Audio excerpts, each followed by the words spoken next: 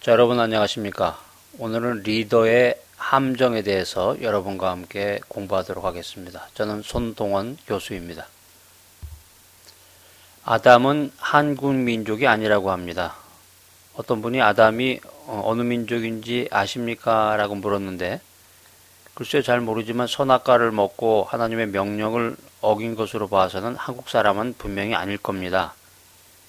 한국 사람 같으면 선악과를 먹지 않고 뱀을 잡아먹었을 것이기 때문에요. 자, 해마다 수많은 리더들이 경솔하고 미련한 선택으로 인해서 자신의 직업과 조직과 가정을 파탄으로 몰아넣고 있습니다. 심지어는 교회 안에서도 이런 일이 계속 벌어지고 있는데요. 또 교회를 관장하는 그런 단체에서도 이런 일들이 계속 생기고 있습니다. 우리 이번 시간에는 이제 영적 리더를 실패하게 만드는 10가지 함정에 대해서 여러분과 함께 같이 연구해 보도록 하겠습니다. 먼저 교만에 대해서 살펴보겠는데요. 교만이라고 하는 것은 리더의 최악의 적이죠. 교만은 살며시 기어들어와서 파멸로 우리들을 몰아넣습니다. 자, 교만의 특징을 한번 살펴보겠습니다. 교만이라고 하는 것은 남의 공로를 가로채는 것이고, 또 교만이라고 하는 것은 배우지 않는 것이고, 교만이라고 하는 것은 자기 힘으로 모든 것이 다 된다고 생각하는 것. 또 더 나아가서 교만이라고 하는 것은 남을 불쌍히 여기는 마음이 없는 것이죠. 또 한 가지를 더 생각해 본다면 교만은 넘어지기 쉽다. 잠언서 16장 18절에 보면 그런 말이 나오죠. 교만은 넘어짐의 앞잡이다. 자, 여러분 리더십이라고 하는 것은 소명입니다. 그것은 하나님의 특권인데 영적 리더는 따르는 이들의 팔로워들의 삶을 풍요롭게 해줄 기회와 그럴 수 있는 또 지위와 영향력을 받았습니다. 리더의 삶에 교만이 뿌리내린 한 가지 확실한 증거가 있다고 하면은 아랫사람들을 더 이상 불쌍히 여기지 않는 그런 마음을 가지고 있는 사람입니다. 리더가 아랫사람들의 고생에 대해서 무심하다고 하면은 그것은 교만으로 마음이 둔해졌다고 하는 징표가 되겠죠. 재미있는 이야기가 있는데 프랑스의 왕비였던 마리 앙투아네트는 프랑스 농부들에게 빵이 없다라고 하는 그런 소식을 듣고서는 그럼 케이크를 먹으라고 응수했다고 합니다. 역사는 이런 매정한 리더들이 몰락하는 것을 우리들에게 역사적으로 보여주고 있습니다. 자, 그 다음에 이제 리더의 함정에서 성적인 죄에 대해서 우리가 또 다루게 되겠는데요. 이제 최근에 이제 교회에서 성적인 죄를 범한 그런 목회자들의 예들을 우리가 또 많이 접하게 되는데 어떻게 보면 슬픈 일입니다. 성적인 죄를 위해서 책임 감시자를 두라. 또 자신의 경고에 귀를 기울여라. 성적인 죄의 최종적인 결과를 생각하라는 그런 경고들이 등장합니다. 또 성적인 죄를 예방하기 위해서 건강한 습관을 기르라. 또 기도하면서 하나님께 자신을 지켜달라고 기도하라는 내용이 있습니다. 자, 그 다음에 이제 리더의 함정 중에 한 부분으로 이제 냉소에 대한 부분인데요. 그 다음에 이제 탐욕이 등장합니다. 특별히 이제 탐욕에 대한 부분은 이제 리더의 탐욕과 몰락이라고 하는 주제를 가지고 나폴레옹을 통해서 자세한 내용들을 한번 살펴보도록 하겠습니다. 여러분 나폴레옹 다 아시잖아요. 나폴레옹은 코르시카라고 하는 작은 섬에서 태어났는데 나폴레옹이 드디어 이제 역사의 그 전면에 등장하게 됩니다. 파리의 육군사관학교를 졸업하고 포병장교로 이제 역사의 무대에 등장하게 되는데요. 나폴레옹은 역사적인 업적을 쌓게 됩니다. 군사적, 정치적으로 천재이며 또 여러 가지 책략에 뛰어난 영웅으로서의 그 나폴레옹의 모습. 그래서 처음에 그의 뜻은 순수했죠. 그래서 프랑스 혁명의 정신을 서유유럽에 전파하고 민족주의 정신을 일깨운 장본인으로 역사적인 업적을 쌓게 됩니다. 나폴레옹 리더십의 특징을 4가지로 분류해보면 첫째는 새로운 창의력입니다. 새로운 창의력으로서 이때 이제 전쟁 방식의 그런 새로운 창의력을 가지고 그 역사의 무대에 등장하게 되는데요.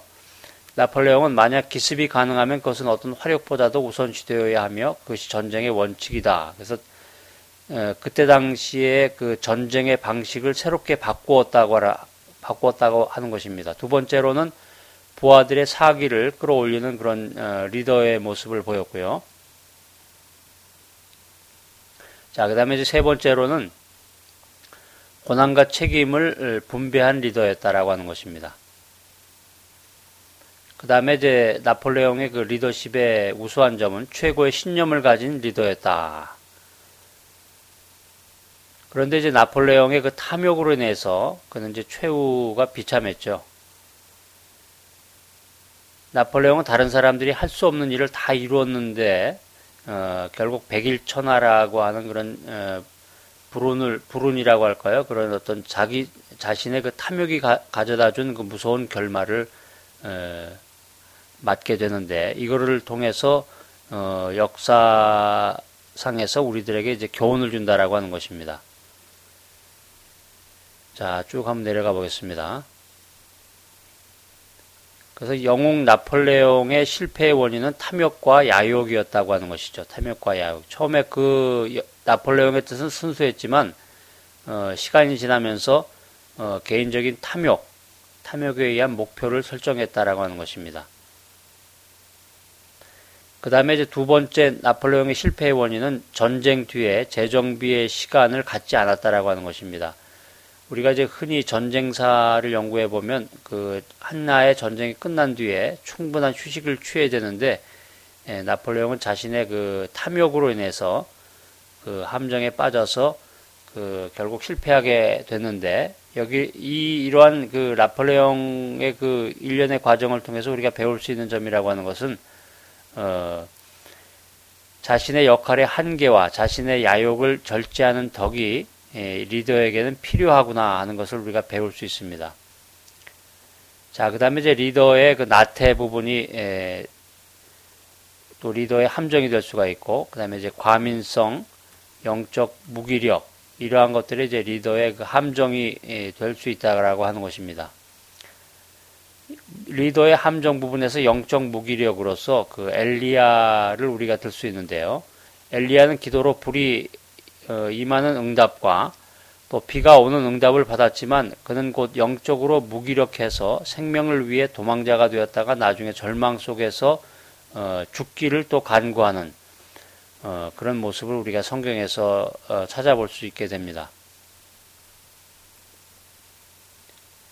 자, 그 다음에 이제 리더의 그 함정 부분에서 가정 소홀 부분을 들 수가 있는데요. 성경에 보면 그 엘리 제사장이 등장하죠. 엘리 제사장을 통해서 본 그 목회자 자녀 교육의 그 중요성에 대해서 우리가 한번 생각해 볼 수 있겠습니다. 그 엘리 제사장이라고 그러면 사사 시대를 이끌었던 그 제사장인데요. 아주 유명했던 그 영적 지도자였습니다. 그래서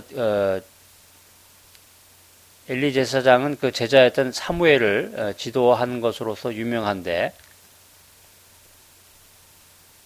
그러나 그 엘리 제사장은 가정 교육에 있어서 소홀했다고 하는 것입니다. 그 아들이 이제 홈리와 비느야스였는데 하나님의 사람으로서는 감히 상상할 수 없을 정도의 그 불량자였다라고 하는 것입니다.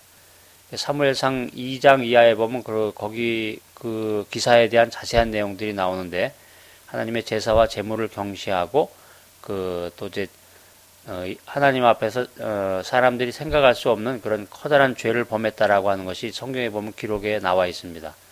그래서 결국 이제 엘리 제사장은 가정 생활에서 실패를 하고 결국 가문이 몰락하는 그런 수치를 맞이하게 됩니다.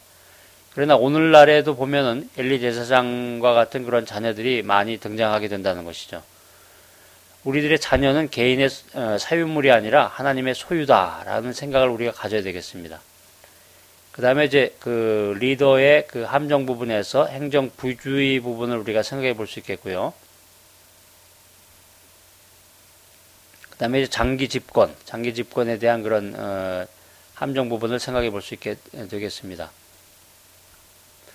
리더의 함정을 피하라. 리더에게 실패와 불명예를 안겨줄 수 있는 함정을 피하는 길은 그런 함정에 대한 건강한 인식을 키우는 것이다. 세심한 노력과 훌륭한 계획, 또 간절한 기도가 있으면 리더는 리더십을 해치거나 사생활을 위협할 수 있는 함정에 굴복하지 않아도 된다.